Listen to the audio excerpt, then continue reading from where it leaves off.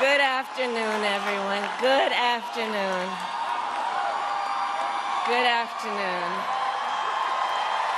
Good afternoon. Thank you all. Thank you, thank you. Thank you, thank you. So let me say, and I love you back, and I love you back.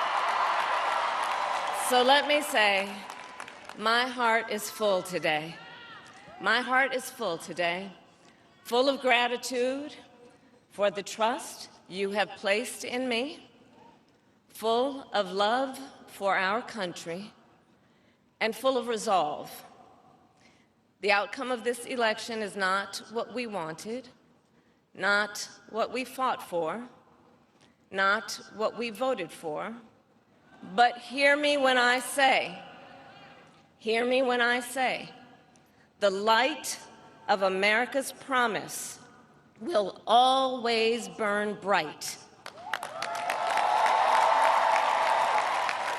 As long as we never give up, and as long as we keep fighting.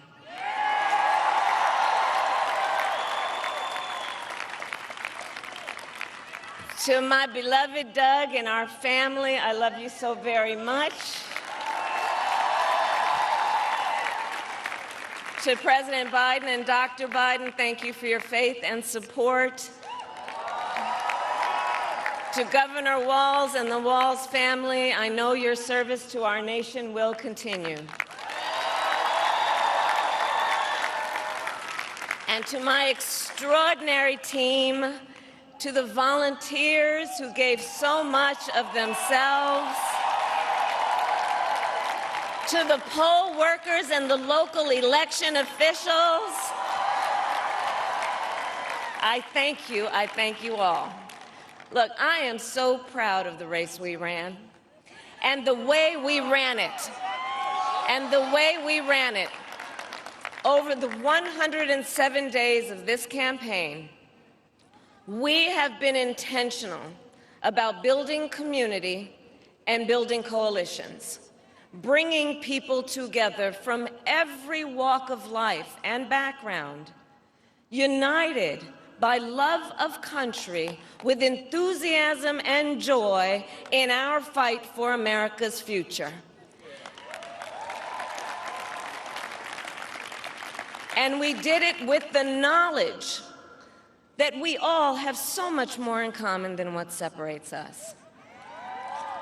Now, I know folks are feeling and experiencing a range of emotions right now. I get it. But we must accept the results of this election. Earlier today, I spoke with President-elect Trump and congratulated him on his victory. I also told him that we will help him and his team with their transition, and that we will engage in a peaceful transfer of power.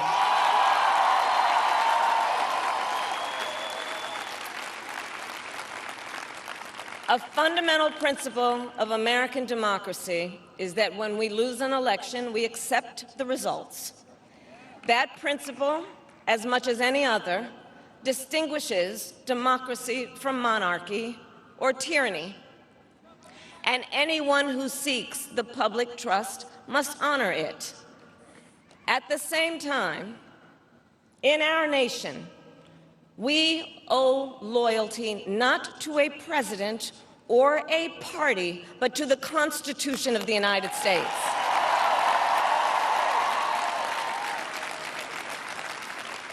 And loyalty to our conscience and to our God. My allegiance to all three is why I am here to say, while I concede this election, I do not concede the fight that fueled this campaign.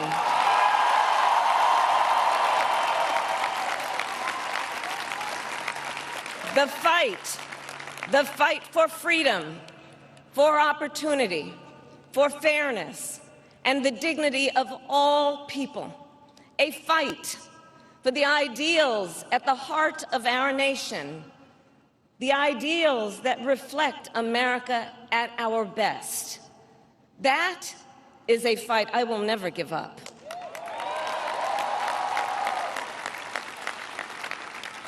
I will never give up the fight for a future where Americans can pursue their dreams, ambitions, and aspirations, where the women of America have the freedom to make decisions about their own body and not have their government telling them what to do. We will never give up the fight to protect our schools and our streets from gun violence. And America, we will never give up the fight for our democracy, for the rule of law, for equal justice, and for the sacred idea that every one of us, no matter who we are or where we start out, has certain fundamental rights and freedoms that must be respected and upheld.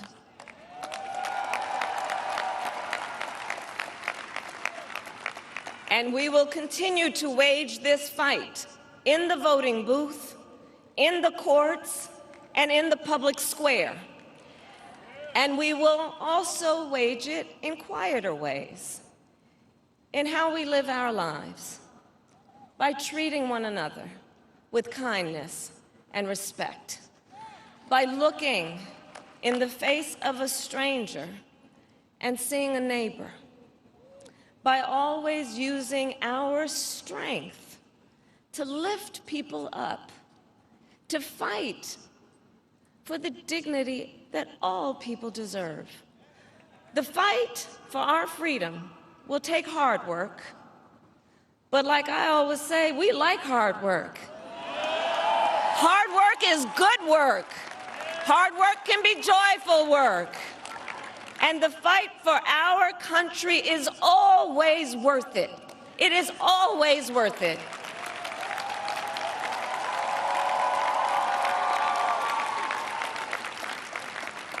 To the young people who are watching, it is, I love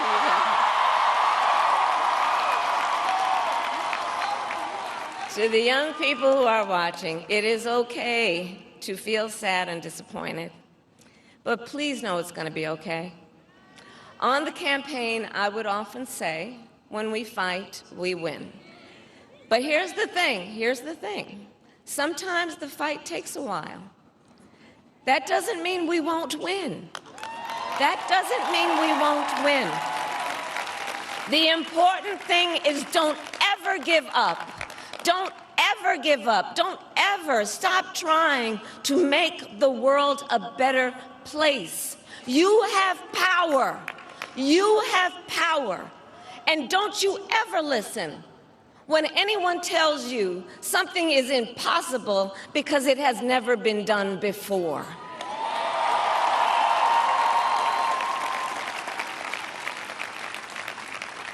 You have the capacity to do extraordinary good in the world. And so to everyone who is watching, do not despair. This is not a time to throw up our hands. This is a time to roll up our sleeves. This is a time to organize, to mobilize, and to stay engaged for the sake of freedom and justice and the future that we all know we can build together.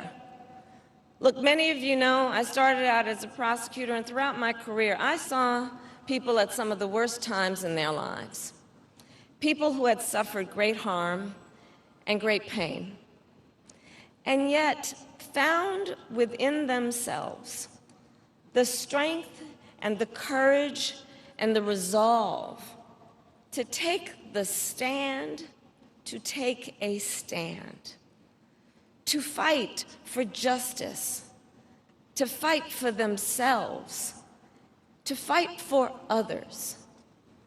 So let their courage be our inspiration. Let their determination be our charge. And I'll close with this. There's an adage an historian once called a law of history, true of every society across the ages. The adage is, only when it is dark enough can you see the stars.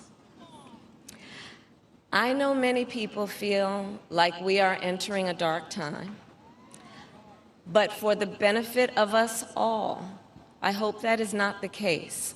But here's the thing, America, if it is, let us fill the sky with the light of a brilliant, brilliant billion of stars. The light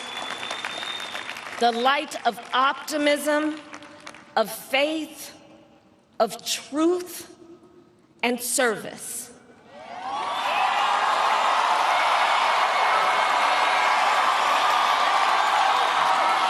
HU.